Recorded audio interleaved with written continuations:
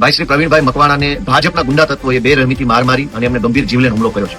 કોળી સમાજના આગેવાન એવા પ્રવીણભાઈ મકવાણા જ્યારે ચૂંટણીમાં ઉભા ત્યારે ભાજપના ગુંડાઓ એવું કહેલું કે આ સીટ તો અમારા બાપદાદાની પેઢી છે, અહીંયા કોઈ અમારી સામે ફોર્મ નહીં ભરવાનું, નહીં પરિણામ સારું નહીં આવે. ગુજરાતભરની જનતાને એટલું જ કહેવાનું કે આ ગુંડાઓને આપણે ક્યાં સુધી સહન કરીશું. કોઈ વ્યક્તિ જનતાના મતથી, જનતાના આશીર્વાદથી ચૂંટણી જીતી જાય તો પછી ભાજપ વાળાએ પોતાની હાર સ્વીકારી અને કામે લાગવું જોઈએ. પરંતુ હાર સ્વીકારવાના બદલે, હાર પચાવવાના બદલે જીતેલા ઉમેદવાર ઉપર હિંસક હુમલો કરવો એ ગુજરાતની સંસ્કૃતિ નથી.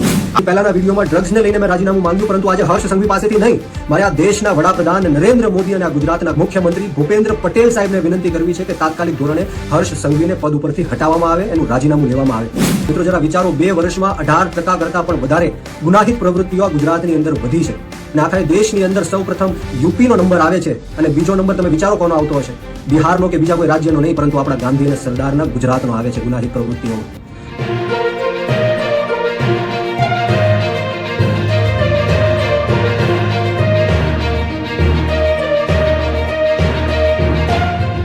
નમસ્કાર, ગોપાલ ઇટાલિયા બોલું છું.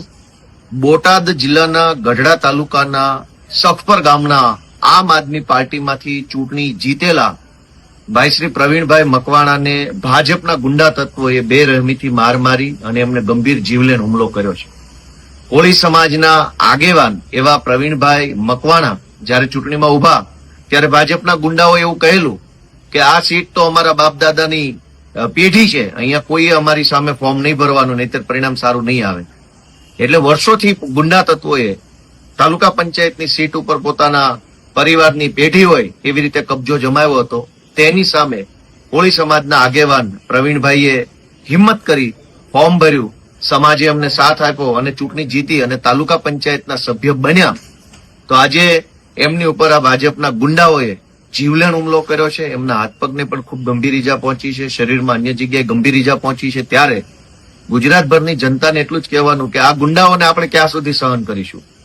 કોઈ વ્યક્તિ જનતાના મતથી, જનતાના આશીર્વાદથી ચૂંટણી જીતી જાય તો પછી ભાજપ વાળાએ પોતાની હાર સ્વીકારી અને કામે લાગવું જોઈએ. પરંતુ હાર સ્વીકારવાના બદલે, હાર પચાવવાના બદલે જીતેલા ઉમેદવાર ઉપર હિંસક હુમલો કરવો એ ગુજરાતની સંસ્કૃતિ નથી. આપણે આશા પણ શું રાખીએ આમાં ન્યાયની? કેમ કે જયારે ગુંડાઓના સરદાર જ તે મંત્રી સંત્રી બનીને બેઠા હોય અને મંત્રીઓના સંરક્ષણમાં, મંત્રીઓના છાંયડામાં, મંત્રીઓના સપોર્ટથી જ ગુંડાઓ નીચે બેફામ બન્યા હોય ત્યારે ન્યાયની આશા માત્ર જનતાની અદાલત પાસે રહેશે. અમારા કોળી સમાજના આગેવાન અને તાલુકા પંચાયતના સભ્ય, ગઢડા તાલુકા પંચાયતના પ્રવીણભાઈને ઈશ્વર જલ્દી સ્વસ્થ કરે એવી પ્રાર્થના અને જનતા પણ જાગૃત બને એવી આશા રાખું છું. નમસ્કાર, જય હિન્દ, જય જવાન, જય કિસાન. દોસ્તો, હું બ્રિજરાજ સોલંકી. મિત્રો, તાજેતરમાં સમાચાર આવી રહ્યા છે કે બોટાદ જિલ્લાના ગઢડા તાલુકાના મોટા સખપર તાલુકા પંચાયત સીટના જીતેલા અમારા આમ આદમી પાર્ટીના ઉમેદવાર પ્રવીણભાઈ મકવાણા ઉપર આજે જીવલેણ હુમલો કરવામાં આવ્યો છે. લોહિયાણ હુમલો કરવામાં આવ્યો છે ને અત્યારે હાલ એ સારવાર હેઠળ છે.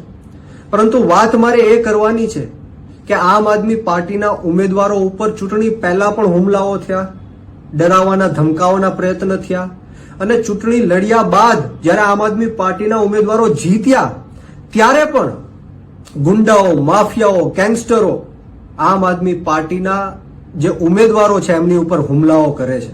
આ કોના કહેવાથી કરે છે, આ કોના કારણે થાય છે એ આ ગુજરાતની જનતા જાણે છે. પરંતુ મારે આજે તમને કહેવું છે કે અવારનવાર હું આ ગુજરાતના ગૃહમંત્રી હર્ષ સંઘવીનું રાજીનામું માંગતો આવ્યો છું. આની પહેલાના વિડીયોમાં ડ્રગ્સને લઈને મેં રાજીનામું માંગ્યું, પરંતુ આજે હર્ષ સંઘવી પાસેથી નહીં, મારે આ દેશના વડાપ્રધાન નરેન્દ્ર મોદી અને આ ગુજરાતના મુખ્યમંત્રી ભૂપેન્દ્ર પટેલ સાહેબને વિનંતી કરવી છે કે તાત્કાલિક ધોરણે હર્ષ સંઘવીને પદ ઉપરથી હટાવવામાં આવે, એનું રાજીનામું લેવામાં આવે. કારણ કે આજે રિપોર્ટ આવ્યો છે ગુજરાતની અંદર, જે રીતના આજે બોટાદમાં હુમલો થયો અમારા આમ આદમી પાર્ટીના જીતેલા તાલુકા પંચાયતના સભ્યો ઉપર, એવી જ રીતના ગુજરાતની અંદર 6.15 લાખ ગુનાઓ નોંધાયેલા છે. આવા અનેક લોકો હશે જેમની એફઆઈઆર લેવામાં નહીં આવી હોય, એમને ધાક ધમકી આપીને નોંધાવવામાં નહીં આવી હોય. આવા અનેક પ્રયત્નો, ષડયંત્ર કર્યા હશે, છતાં પણ 6.15 લાખ ગુનાઓ આ ગુજરાતની અંદર નોંધાયા છે અને એમાં 58% ગુનાઓ દારૂ અને ડ્રગ્સના છે. મિત્રો જરા વિચારો, 2 વર્ષમાં 18% કરતા પણ વધારે ગુનાહિત પ્રવૃત્તિઓ આ ગુજરાતની અંદર વધી છે અને આખા દેશની અંદર સૌ પ્રથમ યુપીનો નંબર આવે છે અને બીજો નંબર તમે વિચારો કોનો આવતો હશે? બિહારનો કે બીજા કોઈ રાજ્યનો નહીં, પરંતુ આપણા ગાંધી અને સરદારના ગુજરાતનો આવે છે ગુનાહિત પ્રવૃત્તિઓમાં. મિત્રો, આ ભારતીય જનતા પાર્ટીના હાથમાં, એમના નેતાઓના હાથમાં આપણું ગુજરાત સુરક્ષિત નથી, આપણા ગુજરાતના બાળકો સુરક્ષિત નથી.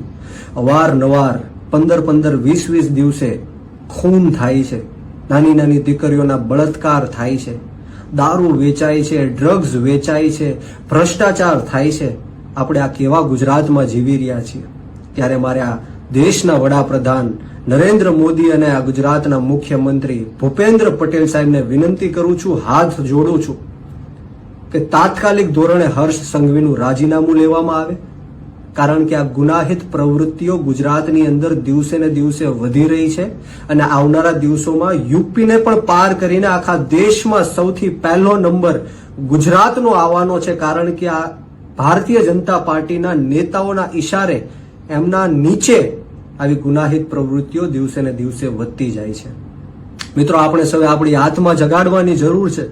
આપણે મનોમંથન કરવાની જરૂર છે કે આપણે હજારો કરોડો રૂપિયાનો ટેક્સ આપણી સુરક્ષા માટે આપીએ છીએ, છતાં પણ વેપારીઓ હોય, યુવાનો હોય, મહિલાઓ હોય, રત્ન કલાકારો હોય, પશુપાલકો હોય, આ ગુજરાતની અંદર કોઈ પણ સુરક્ષિત નથી.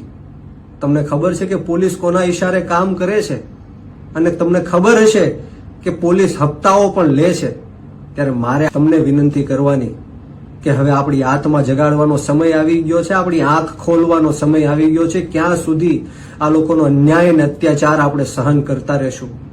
અને સાથોસાથ મારે એ પણ આજે વિનંતી કરવાની કે બોટાદની અંદર પ્રવીણભાઈ મકવાણા, જે અમારા આમ આદમી પાર્ટીના જીતેલા તાલુકા પંચાયતના સદસ્ય છે, એમની ઉપર જે જીવલેણ હુમલો કરવામાં આવ્યો છે, એમના જે મારનાર ગુંડાઓ છે, અપરાધીઓ છે, આરોપીઓ છે, એમને તાત્કાલિક ધોરણે પકડવામાં આવે. નહીંતર આમ આદમી પાર્ટી આવનારા દિવસોમાં સમગ્ર ગુજરાતની અંદર ગાંધી ચિંધ્યા માર્ગ ઉપર અને જરૂર પડે તો શહીદ આઝમ સરદાર ભગતસિંહના માર્ગ ઉપર પણ અમારી આંદોલન કરવાની તૈયારી છે. જય હિન્દ, જય જવાન, જય કિસાન, ભારત માતા કી જય.